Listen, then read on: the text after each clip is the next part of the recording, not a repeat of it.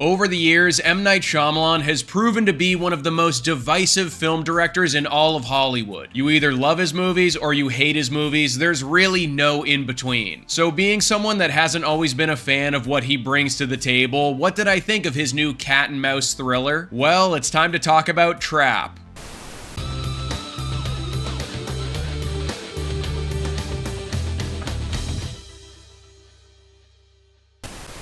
What's up, guys? I'm Sully, and today we're talking about the brand new experience from the mind of M. Night Shyamalan, Trap. All you need to know about this one is that the story goes like this. A father and his teen daughter attend a pop concert only to realize they've entered the center of a dark and sinister event. So I kind of have a little bit of a love-hate relationship with M. Night Shyamalan. On the one hand, I really respect what he stands for when it comes to championing original stories and funding his own projects so he has complete creative control over them. There's a short list of people in the industry that have been more vocal about those two aspects than he has, which is great. But on the other hand, more often than not, it is a complete coin toss when it comes to if his movies work for me or if I think they're a complete abomination. Like seriously, if his filmography was a Batman villain, it would be Two-Face, because I swear to God, from where I'm sitting, his catalog is split right down the middle in regards to how many hits and misses he has under his belt. Obviously, you have films like The Sixth Sense, Unbreakable, The Village. I think all of those are impressive outings that show the skill he possesses as a storyteller. But then you have The Knock at the Cabin, The Last Airbender, and The Happening side of things that'll make you think this guy shouldn't be allowed to touch a camera ever again. With all of that being said though, I went into Trap with an open mind because I didn't know which basket it was going to fall into for me.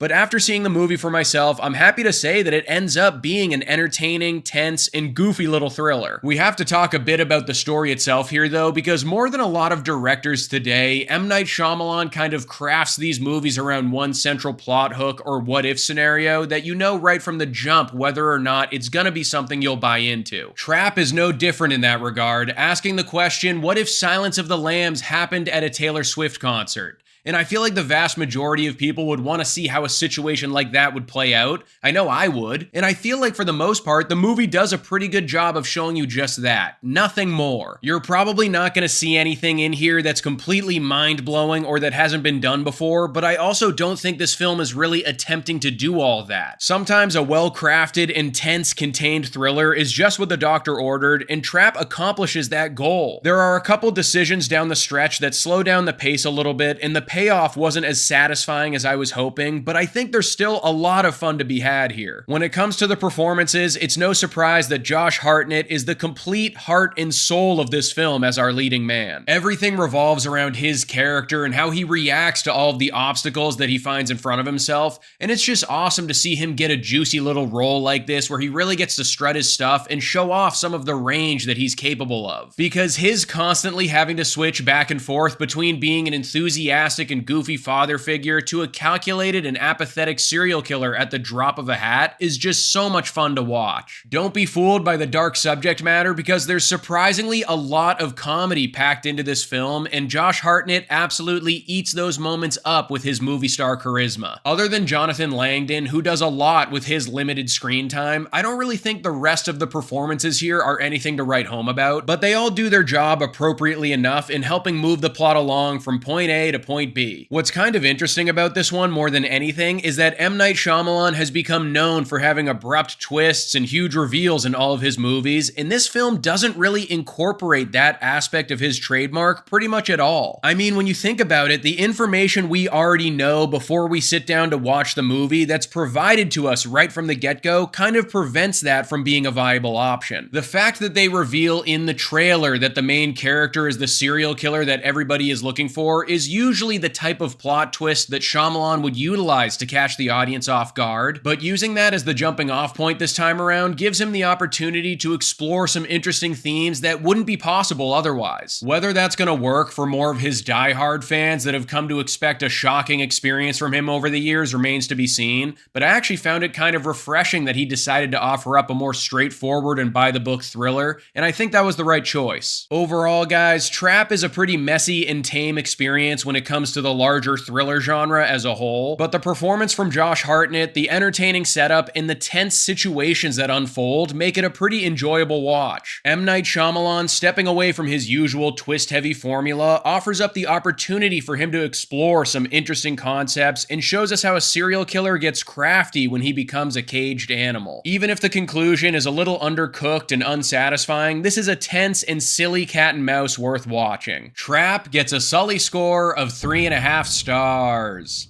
So that's my review for the latest M. Night Shyamalan movie. What do you think is the best film he's ever made is? I'd probably have to say The Sixth Sense or Unbreakable, but let me know in the comments below what you think.